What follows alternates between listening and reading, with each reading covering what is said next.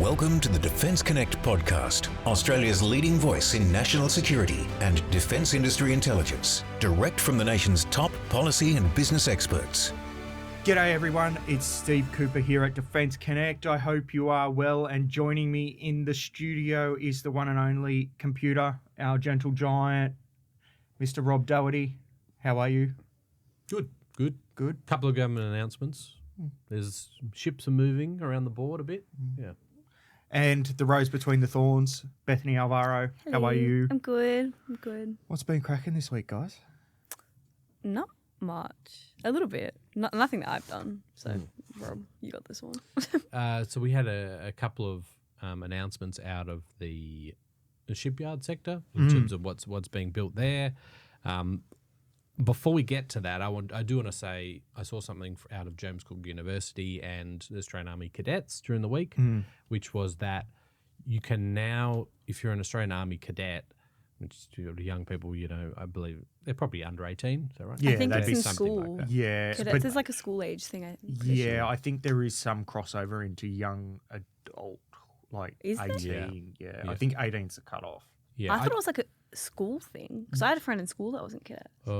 it's outside of school. I don't think it's a school Yeah, program. but isn't it like a school age thing? Though? Yeah, I would say. Yeah. So until 18, I would Yeah. assume. Yeah. Yeah, so that Australian Army Cadets, you can now use that experience, or your leadership experience, and that sort of training you're getting to go towards a university study. So Interesting. So James Cook Fair enough, University I is think. saying you can add points to your ATAR or your equivalent admission rank, and your leadership opportunities when you commence study at James Cook. James Cook. So I like this because I think this should be expanded out to the other universities. I think it's a great idea. It promotes a bit of recruitment as well for Yeah. the Defence Force, which is a good thing, as we all know.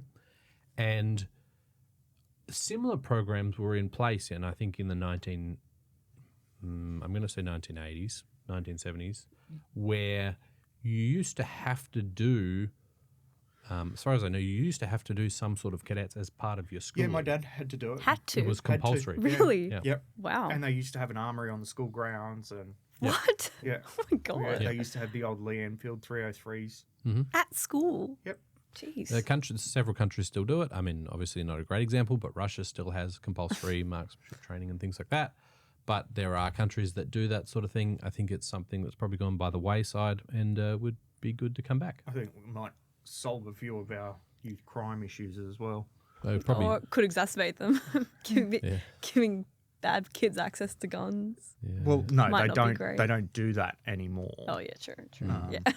They did have. Could be good for discipline, I guess. Exactly. Yeah. On that side of things, the gun side of things, I believe they used to have single shot versions of firearms of what the military was using. So let's say you're in the army, you had an automatic SLR, but a civilian could get a single shot version, so that they had the same marksmanship training, but just Yeah. without the Yeah. automatic part. Yeah. Yeah. So, Yeah, that's what. I wonder how many people would be like uptaking if it was like this kind of thing that it will get you extra ATAR points or whatever. It'll be interesting to see. yeah, if I was a student and you're getting extra points for free, basically, why not? Yeah. I think it's a little bit of extra time, but And it's not. I don't know about you, but just here in North Sydney and catching the train, there's a lot of young kids, school age kids in their cams. I've seen doing a few.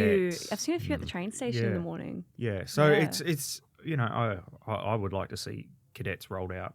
If that was rolled out to other universities, I think I think it should be a compulsory thing. It'd be cool if it was like a sport subject. Well, not subject, but how. Or like Like when an I was in elective. school, like an elective. Elective, Or like yeah. when it was Tuesday, we did sport on Tuesdays. It was like 2 hours, and like you'd go through rotations each term of like different sport.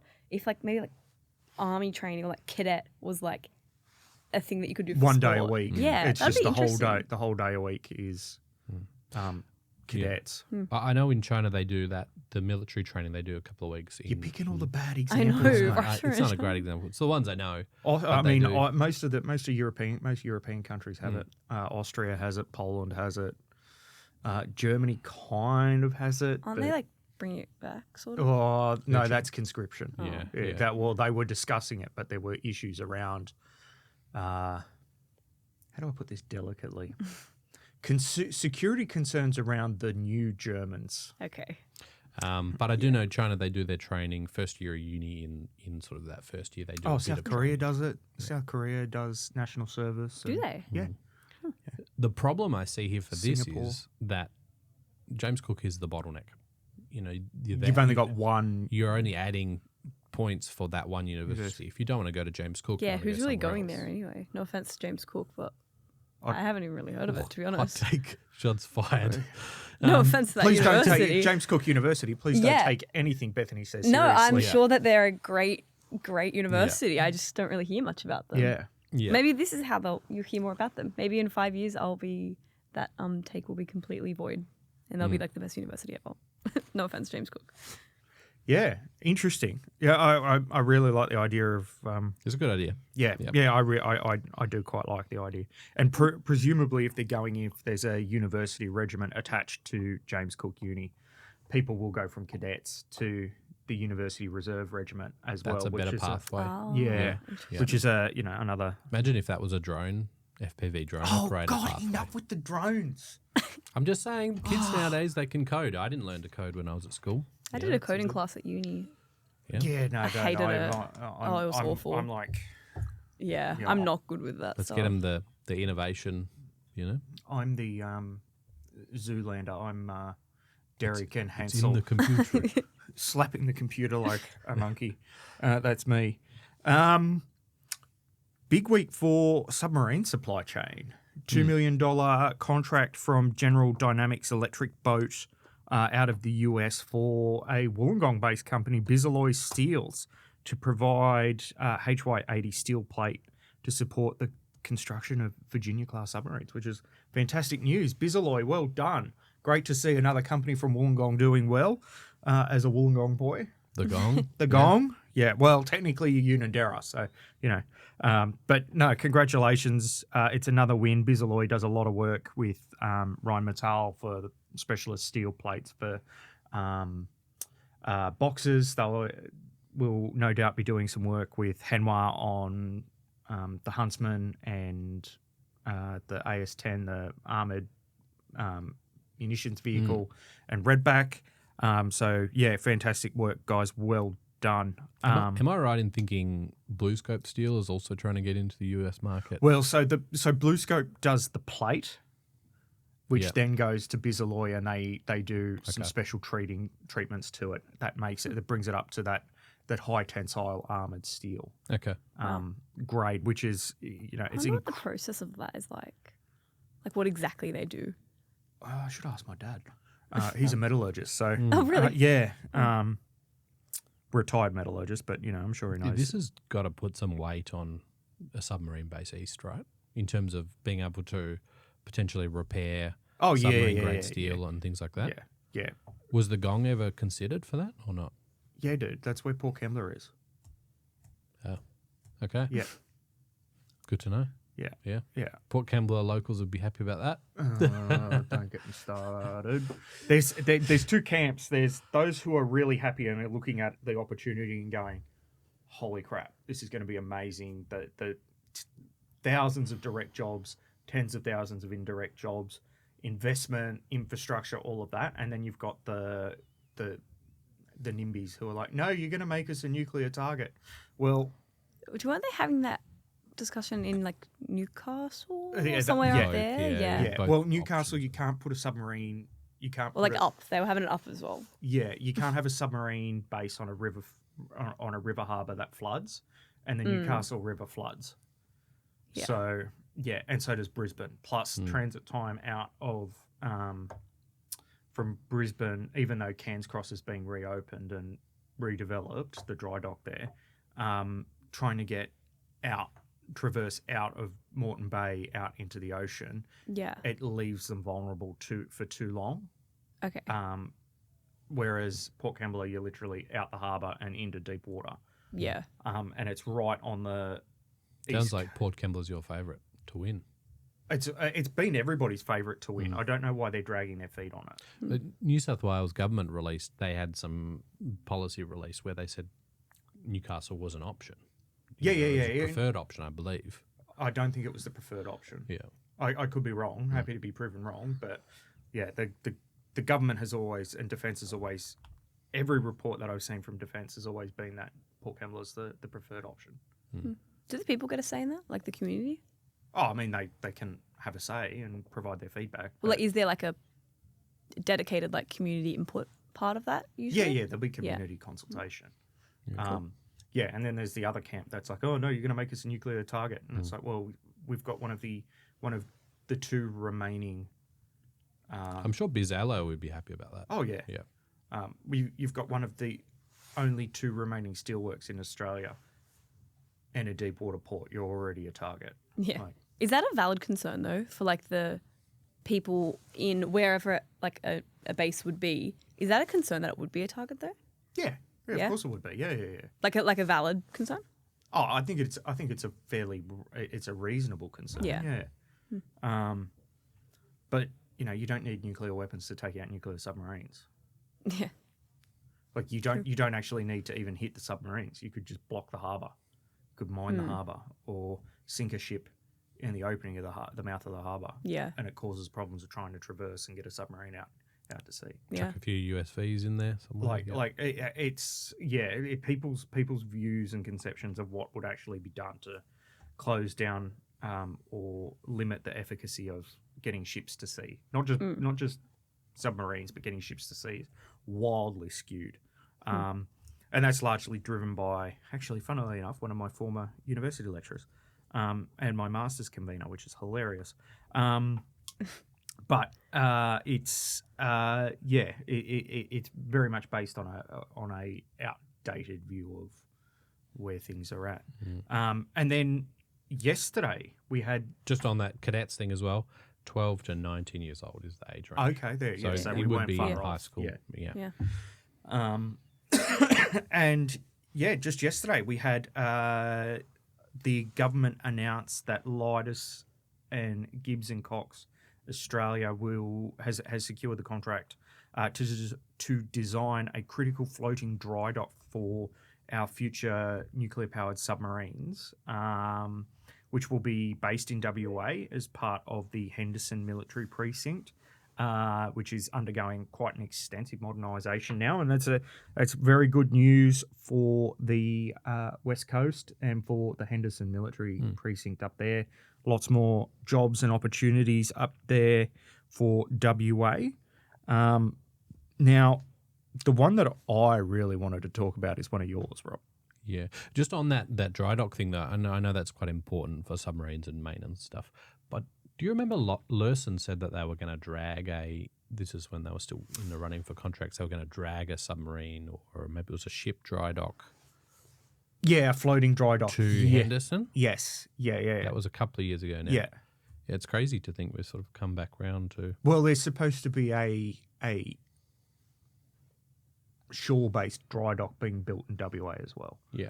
So if anybody's watching and tracking, I would be very interested to know if the dry dock, the Henderson dry dock facility is being moved to the right to free up funding for the submarine dry dock, the floating dry dock, or if they've canned it, if the government has cancelled the WA dry dock facility altogether, or if it's just been moved to the right. So if anybody's got any information, please let us know. We'd love to hear from you. Rob, You're is saying a story. Yes. Which story was this one? the oil refinery. Oh, the oil one. Okay, because Yes. I didn't think that was... It wasn't a huge story in the end. I I think mean- it's a very, very interesting one. I mean, mainstream media ran this pretty heavily as the saviour to the nation sort of thing. One refinery that won't be built for another decade. Yeah. And plus a urea refinery that's not fully operational yet. Yeah, but that's been that's already That's a different story. Yeah. That's already Yeah. been built and is Yeah. in operation, isn't it? Yeah. So the one we're looking at now is a pre-feasibility study for oil refinery, which you still need to get oil from somewhere else to Australia to use. Yeah. You still need to. Well, we do have some oil reserves here. I was just going to say, when was the last time we had an oil refinery? Is that something that we have a lot of? I think we've still got 2. I want to say 2. Yeah, I think it's 2. In the whole country. Yeah. I wouldn't have thought they'd be in WA though. I think there's one in Melbourne. There's definitely one in Melbourne in Port Phillip. Well, there's 2 operational: Linton Oil Refinery in Brisbane and Geelong Oil Refinery, Victoria. Okay, yeah, so I was right. Yeah, Port Phillip. I wonder if one of those is one of the ones that caught fire. It's Geelong. That's Geelong. Okay, so that's one of them. Okay, yeah. That's interesting. Then it's a nice spread. You know, you get one in sort of each area of the country. Yeah, I mean, Theoretically, you do need more than 3 for a country the size of Australia, like the geographic size of Australia. Yeah. so what does that make this? Does that make this in sort of an election promise? Hey, we're looking after fuel security. Please vote us back in. Could be. Yeah. What sort of piqued your interest about this one? Just the fact that the government's come out and gone, despite all their rhetoric around renewables and, that's the future and Australia's, automotive industry. That is interesting. It's going to be, really? Like, I suspect that the $4 million pre-feasibility study will come back and say it's not economically viable because of the rollout of EVs and uptake of electric vehicles and the such, which is just I maybe it's the cynic in me, but I'm really, really reluctant to trust quote unquote independent studies when they're basically not independent at all.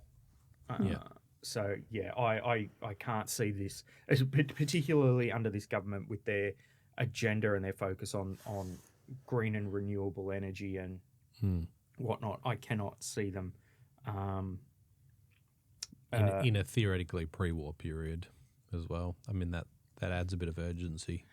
Yeah, but to what you're doing. You would have thought that the urgency was there and they had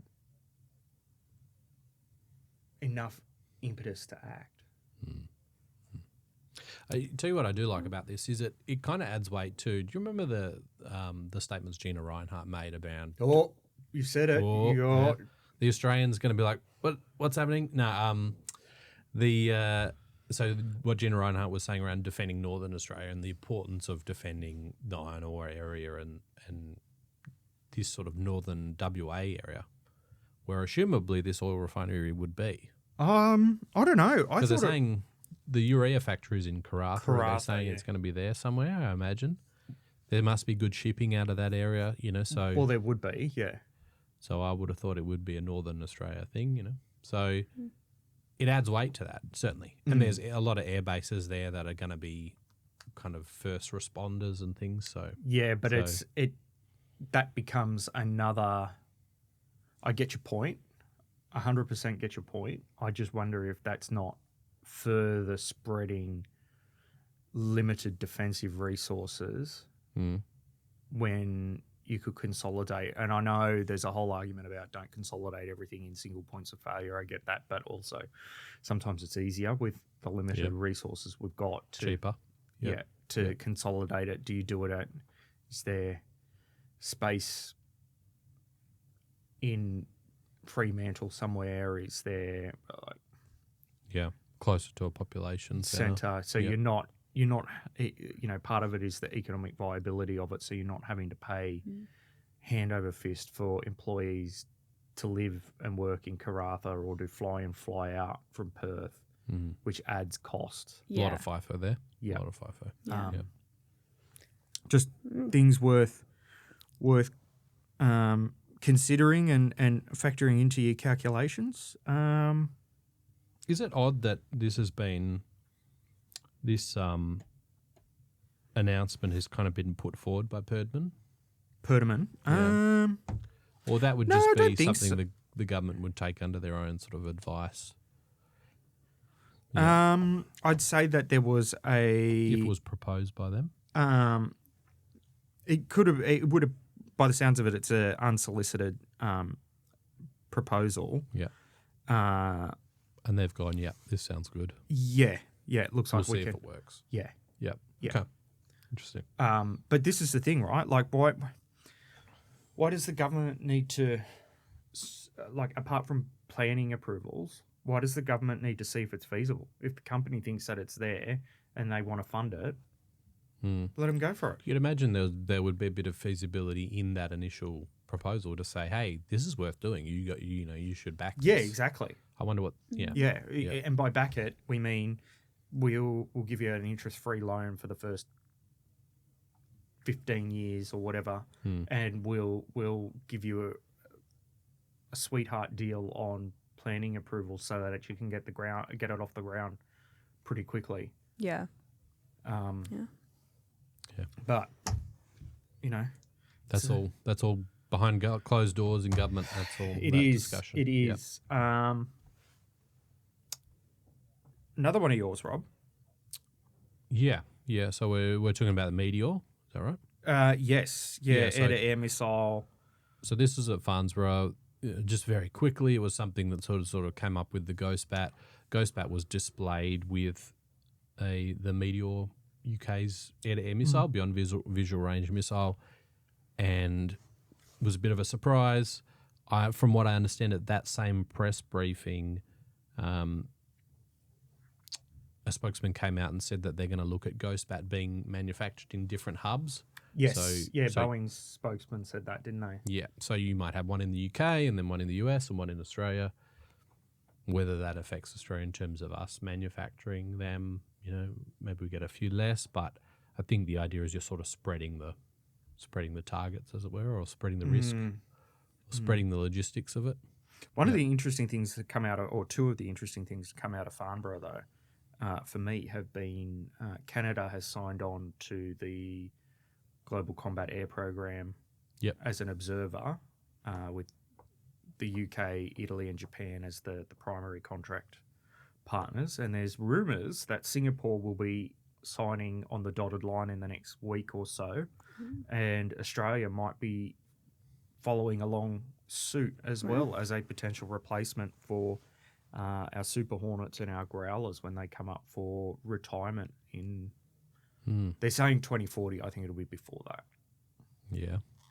So that'll be interesting. Watch this space. Yeah. We might get a 6th generation fighter before the US Air Force does. Oh, shots fired. I think Mark Carney's. This is like his return of the middle power thing. The power of uniting of the middle powers. Yeah, well, that's an interesting. That's a conversation. Well, it is. That's accurate from that. Yeah. It'll be interesting to see. Yeah.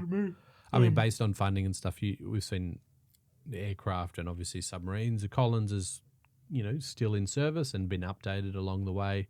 So wouldn't surprise me if we see the Super Hornets upgraded and things like that out. Well, that's already planned, part of the IIP, and it's been identified going back to the 2020 DSU and FSP. So, yeah, they've still got some life in them. Like, let's not throw them out. But, yeah, potential, particularly past that 2035, 2040 timeframe. Yeah. It'll be interesting to see. I would say, the Australian government are the kings of extending things out past their life. Oh, yeah. Get some duct tape and some chewing gum and elastic bands. It's fine. Yeah. Don't increase any more defence funding. We can manage. Yeah. I tell you what, if you want an expert in jerry rigging things with elastic bands, blue tack and duct tape, call my son. For a 3-year-old, he's pretty nifty. And Rob, another one of yours, Palmalaki, is at it again. Yeah, so this is an interesting one. Mostly talked about Australia's Ghost. He's talked about Australian Ghost Bat, obviously production there. You mean Ghost Shark? Not Ghost Bat. Yeah. Ghost Shark. Ghost Bat was the previous one. This is Ghost Shark, the underwater US UUV. Yeah, that's right. Yeah. And basically saying that Anduril is having a win there, but that he expects the Australian government not to want to fight anyone. It was almost like a last-minute jab to say that he's expecting a defensive posture from the Australian government in terms of a future conflict. He also spoke about some of the chemical weapons restrictions that the US has in terms of not necessarily biological and stuff. He confirmed he didn't want to make those sort of, highly controversial things, but there's a gap between, I think the example he used was, guarding a checkpoint. There's a gap between yelling at someone to stop before a checkpoint and shooting them, or hitting them with like a military pepper spray or something like that. And so at this point in time, the US is restricted not to use some of those chemical agents that would actually be kind of handy. So I imagine Australia's under the same sort of restrictions there. Interesting. And one of the last things he said was just the integration of facial recognition. Obviously, it's something that's being looked at in tech and phones and things and VR. But for weaponization, he was saying it can be easily tricked, and so Anduril's probably not going to look at facial recognition for kinetic effects because they're worried about the after effects of having a bad strike or accidentally whacking the wrong person. Yeah, or people. that's right. Yeah. Wow. Yeah. That makes sense. Yeah. That makes a lot of Some sense. high level stuff. Yeah. He's always a bit of a wild card. But incredibly knowledgeable. Yep. Yep. Well, Rob, Bethany, it's a quick one today. Quick Yep. game's a good game. Yep. Thank you very much for your time today. Really appreciate it. Keep up the good work, both of you. And for people who want to stay up to date with the latest in defence industry and the national security conversation, head over to defenceconnect.com.au, or you can find us wherever you get your social media, bar TikTok. Until next time, bye-bye.